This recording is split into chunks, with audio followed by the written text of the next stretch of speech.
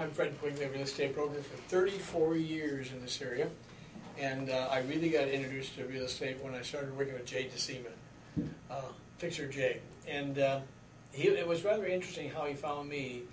His last agent died, and I was real concerned that that may be happening to me too, working with him as I have for the last 20 years or so.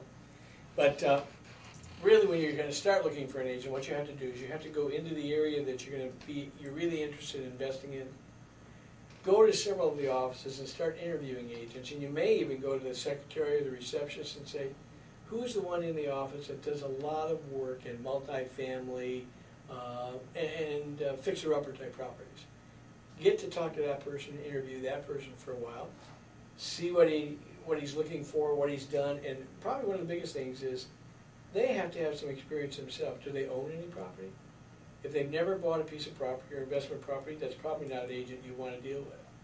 If it's an agent that buys a lot of the same type of property you do or you're interested in, that's probably not the agent you want either, because you can get a bad mix there where they're going to go around you to make profits on some of the things that you're doing.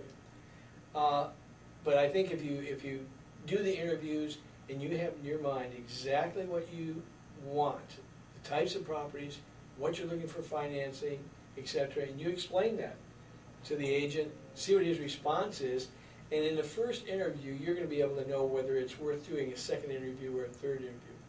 Then it may be interesting to have him take you out and show you some properties after you've explained what you want, so he has a good idea of what you're looking for. That way you'll see if he's really understanding you or really listening. A lot of agents don't listen. Then by that time you're going to see there's going to be a little bit of a chemistry. If there's no chemistry, you're probably not with the right person, because there has to be a mesh real quick. And with Jay and I, he came in interviewing me one day, and I wondered who in the world this was. He came back in another day, we were looking at my ads, talking, and then I went riding around and he showed me the properties that he owned.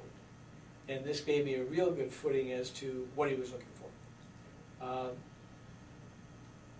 That's the most important thing, is you got to be able to develop that chemistry, and then you got to work on ways you get along, ways you're going to do commissions, ways you're going to do this.